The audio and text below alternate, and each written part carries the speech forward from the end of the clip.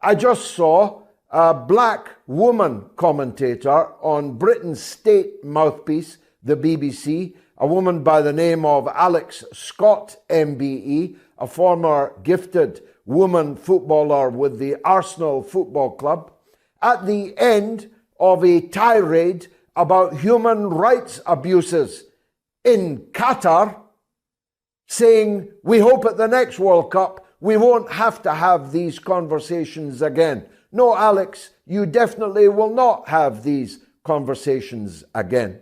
You will not, 4 years hence, if God spares us all, be heard talking about the 25% of the world's prisoners that are held in America's prisons, even though the World Cup will be in America.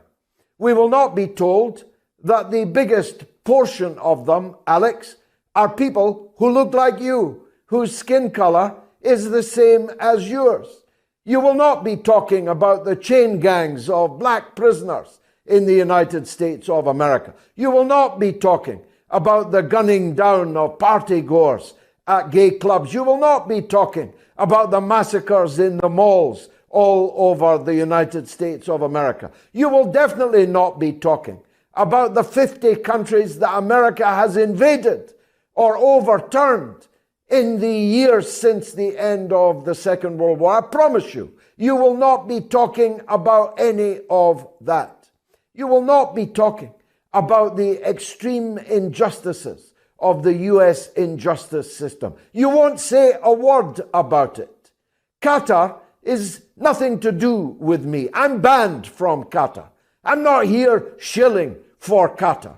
I have zero relations with Qatar. But my goodness, are they being traduced in this World Cup? Because they don't allow people to stagger around drunk in the streets of Qatar. A fact which was known by FIFA and the world that is represented at FIFA when they granted the World Cup to Qatar in the first place.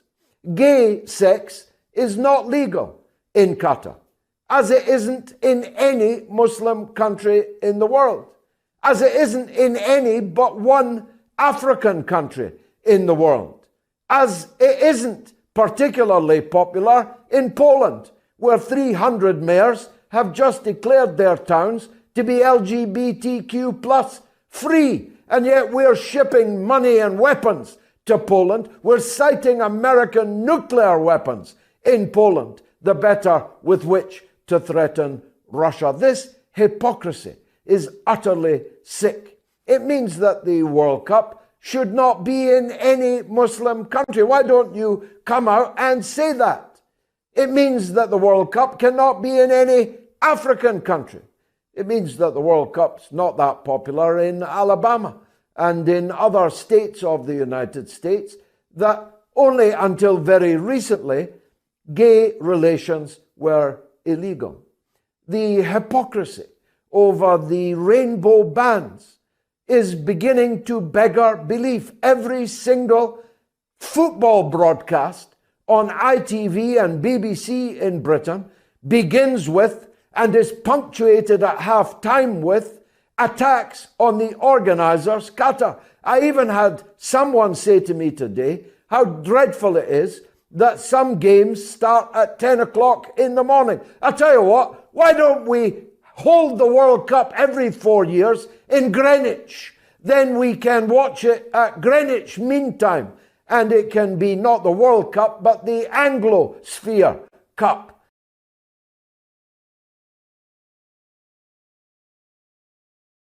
But I'm, Jackie, in no doubt at all about your responsibility in this.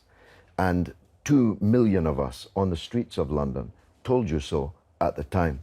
And for you now to try and wash your hands of your share of the responsibility, I'm afraid that's a spot that will not out. All the perfumes of Arabia will not expunge that spot. And all of your poetry, George, doesn't prevent people from being murdered and massacred in Iraq and Syria at the moment. I'm not washing my hands of what happened in the past. You killed a million people in Iraq. That is a separate... You killed 1 million people in Iraq. It's incredible that you have the brass neck to be sitting here now urging another Iraq war. السلام عليكم. لا تنسوا الإعجاب بالفيديو والاشتراك في القناة تشجيعا لنا لنستمر بنشر المزيد إن شاء الله.